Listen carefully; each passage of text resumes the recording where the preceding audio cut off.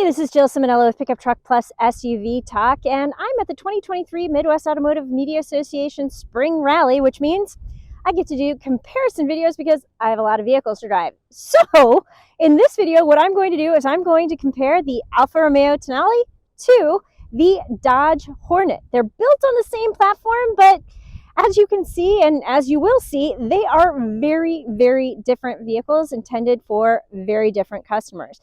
Now, I'm not going to go deep into specs, deep into details. This is literally just a visual look at some of the differences between these two vehicles. Let's take a closer look right now. Now, the first thing that I would like to point out is this is going to be one of the higher trimmed Tonales that you will see. It is the Veloce model, and this is in the Misano blue. So this is a really vibrant, kind of an electric blue color, and it looks great. I'm also a really huge fan of these Alfa Romeo wheels. They're very classic, and I am always a sucker for good wheels. Now, even though the Tonale and the Hornet are built on the same platform, one of the big differences is this vehicle right here. The Tonale is going to be a plug-in hybrid. So you can plug it in and you'll get about 30 miles of all-electric range. And this is plug-in hybrid only. Love this little guy right here. So this is plug-in hybrid only. You do not have a gas-only version in the United States of this vehicle. I really like all of the finishing touches here. I love this little trio of lights that's echoed on the front and the rear. I'm always a fan of the Alfa Romeo logo. You have some dual exhaust back here. And just, going around the side of the vehicle, I think this looks really upscale. You have some really nice finishing pieces. You have the glossy black trim cladding, and it centers or goes all around the vehicle over the wheel wells. I like the black Veloce badging here. And you have the black mirror caps as well on this model. And then, of course, as you move around to the front, the traditional Alfa Romeo grille. So that is the exterior of this vehicle. I think it has a unique character, and really only when you look at the side profile of these two vehicles can you tell that they are really built on the same platform. Let's take a look inside. I think you're going to see a lot more differences there. That right there is cool. So the little intro graphic. And something else you're going to notice, let's make the screen a little lighter here.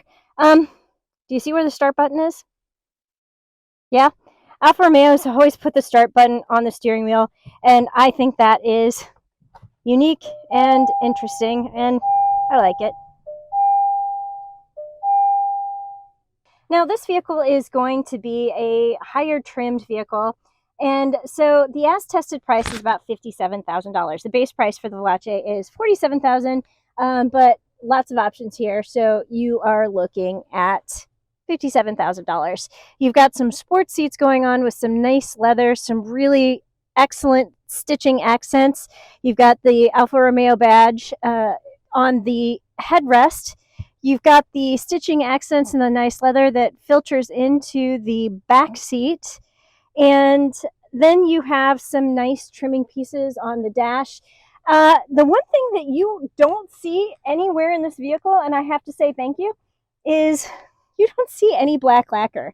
You have more of a matte black finish here. You have a really nice metal multifunction volume control. Here you have, a little bit of black lacquer on your parking brake, but that is it. Maybe here as well. Okay, so yeah, not a lot of black lacquer, and a lot of times automakers think that looks really good, and so they put it everywhere, and it gets really dusty. So never as good of an idea as automakers think it is. You have the Uconnect screen. So because this is in the Stellantis family, you do have access to Uconnect, which means, if you have ever driven a Dodge, Chrysler, Ram vehicle, this is probably going to look really familiar. I like how they've organized it with your, left-hand navigation here. So you've got some easy touch buttons that you can access what you need to. You can configure this home screen in multiple ways. You also have the ability to configure what's up here, so you can put your surround view camera up here. I always appreciate having easy access to that. And so you can configure this really to your taste and your needs.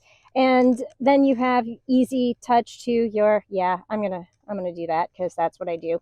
Heated seats and heated steering wheel.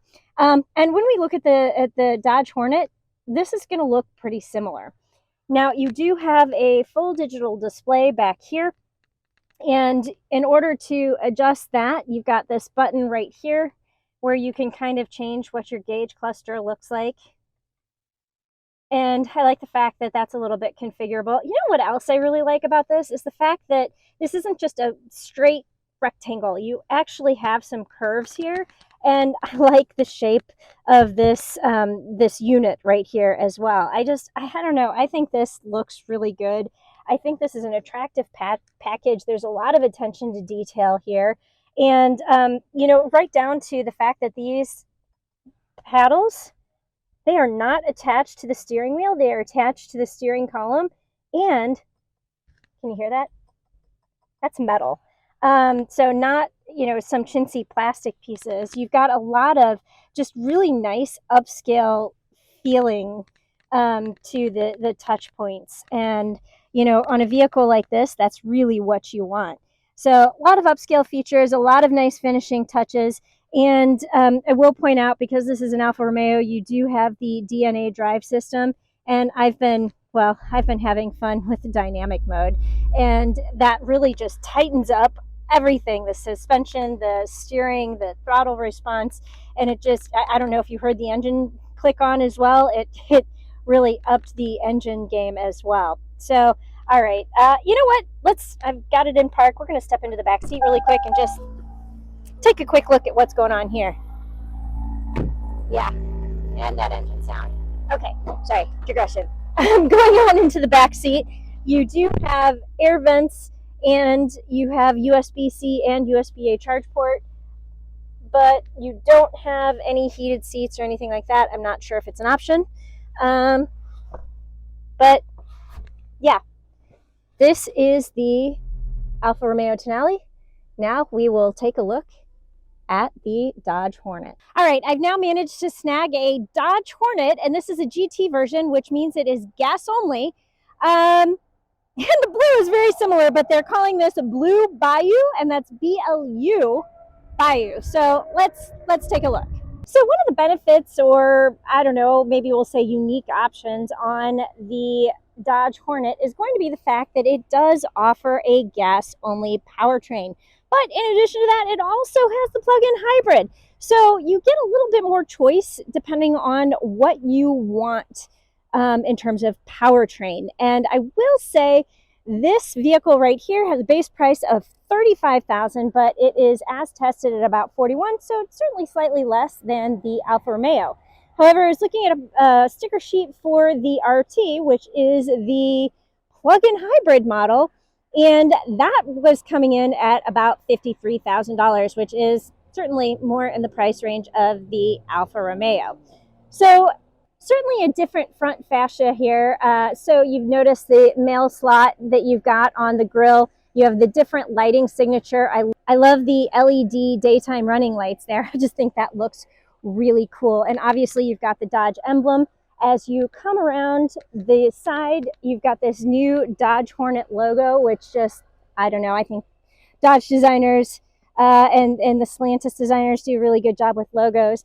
And then the side profile, which again looks pretty similar to the Alfa Romeo. Now, another difference you're going to notice is your cladding here is not shiny. It's more of a matte plastic look.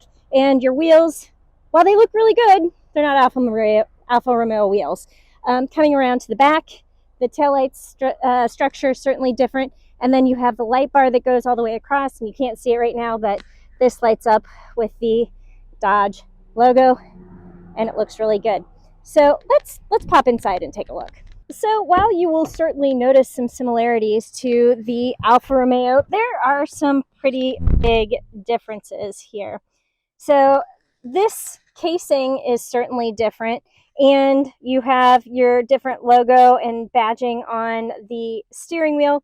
And then, yep, this is not your push button start. This will put you into sport mode. So when you start it up,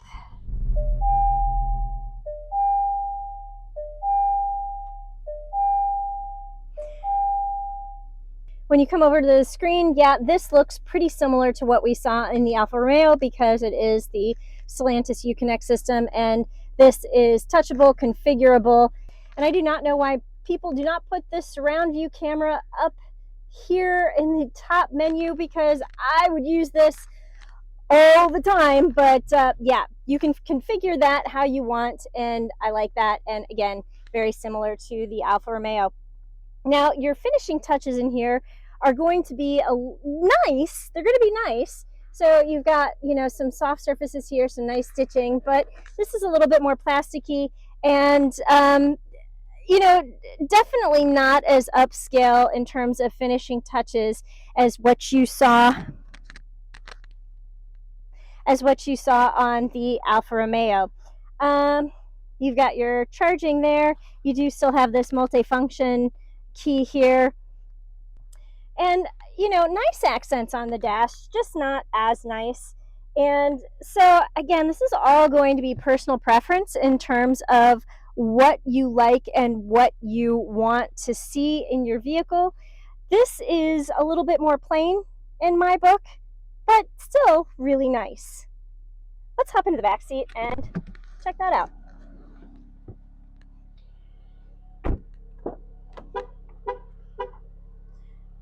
So this here is going to look really similar. You've got your air vents and your USB-C and USB-A port back here, but no HVAC controls. And I will say, this is a compact SUV, so you can't really expect a lot of legroom. Now, your legroom back here is going to be the same as what you would see in the Tonale, and I think it's pretty good. I have about 4 to 5 inches between my knee and the back of the seat, which is padded, and I have plenty of footroom. So, yep, this is the Dodge Hornet. Still looks really good, just a little bit more on the plain side of the spectrum. So depending on what you're looking for, Alfa Romeo or Dodge. Now, doing a comparison video when you have like 20 minutes behind the wheel of each vehicle is always a little bit hard, and this was my first stab at the Alfa Romeo Tonale. I have driven the Dodge Hornet before. There is a full review if you would like to click on the link. I'm assuming Tim will put that above, and you can get a more detailed look at the Dodge Hornet.